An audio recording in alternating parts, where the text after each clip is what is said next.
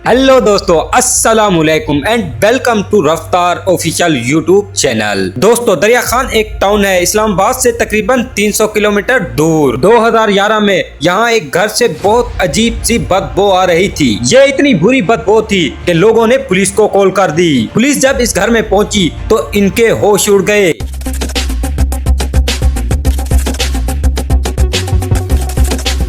पहले तो इन्हें इस घर में एक खोपड़ी मिली। ये खोपड़ी किसी कुत्ते की लग रही थी। दोस्तों, यहाँ एक कमरे से वही अजीब सी स्मेल आ रही थी। पुलिस इस कमरे में दाखिल हुई और जो उन्होंने देखा ये नाकाबिले यकीन था। कमरे में इंसानी गोश्त के टुकड़े पड़े हुए थे। यहाँ एक देग में सालन पक रहा था जिसमें इंसानी गोश्त था।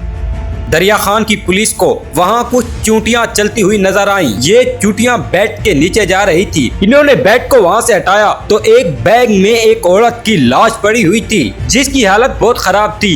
पुलिस को यहाँ खुदाल और छुरे वगैरह भी मिले। घर में कुछ कफन भी पड़े हुए थे। ये घर दो भाइयों का था, मोहम्मद आरिफ और फरमान अहमद। ये दोनों यहाँ अपने वालिद और बहन के साथ रहते थे। पुलिस ने इन दोनों भाइयों को अरेस्ट कर लिया। दोस्तों, देखते ही देखते ये वाकया पूरे पाकिस्तान में मशहूर हो गया। तो भाई जो इंसानी गोश्त खाते हुए पकड़े गए थे, ये जिस औरत की लाश को पकाकर खा रहे थे उसका नाम साहिरा था, जो कैंसर की बीमारी की वजह से मर गई थी। इसको दफनाया गया लेकिन अगली सुबह इसकी कब्र खुदी हुई मिली। ये औरत कब्र से गायब थी। ये दोनों भाई साहिरा को कब्र से निकाल कर ले गए थे।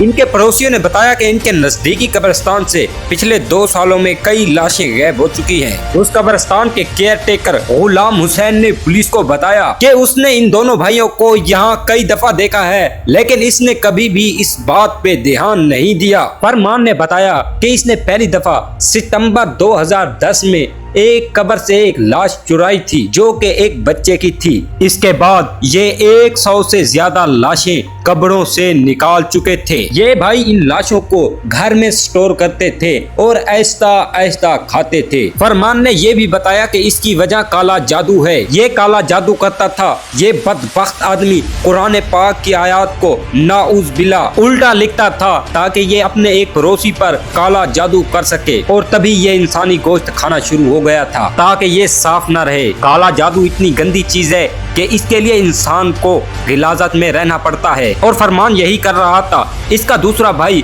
कुछ अरसे के बाद इसके साथ मिल गया और फिर ये दोनों भाई मिलकर कब्रों से मुर्दों को चुराना शुरू हो गए। इंसानी लाशों के अलावा ये कुत्तों को भी खा चुके थे। दोस्तों, इन भाइयों की बीवियां इन्हें छोड़कर जा चुकी थी। इसमें से एक भाई नशे का भी आदी था। देखिए, स्टेट को चाहिए कि ऐसे लोगों पर नजर रखें। जो नशे का आदी है उसका इलाज होना चाहिए, क्योंकि ऐसे लोग किसी दूसरे इंसान के लिए खतरा बन सकते हैं। पाकिस्तान में उस वक्त कैनबरिज्म यानी आदमखोरी पर कोई केस लागू नहीं था। इन भाइयों ने किसी को कत्ल तो किया नहीं था, तो इन्हें सिर्फ 2 साल के लिए जेल भेजा गया। लेकिन जेल से निकलकर भी इन्होंने अपनी हरकत नहीं छोड़ी। 2014 में फिर से इनके मोहल्ले वालों ने पुलिस को इनकी शिकायत की। पुलिस को फिर से इनके घर में एक बच्चे की लाश मिली जिसको ये पका रहे थे। इस दफा इनको 12 साल की सजा हो गई। ये एक ऐसा केस है जो कि पाकिस्तान में शायद पहले कभी देखा नहीं गया था। 12 साल की सजा के बाद इन्होंने ये काम छोड़ दिया और इनमें से एक भाई वफात पा चुका है और एक आदमी भी जिंदा है। अल्लाह हाफिज, मिलते हैं नेक्स्ट वीडियो में।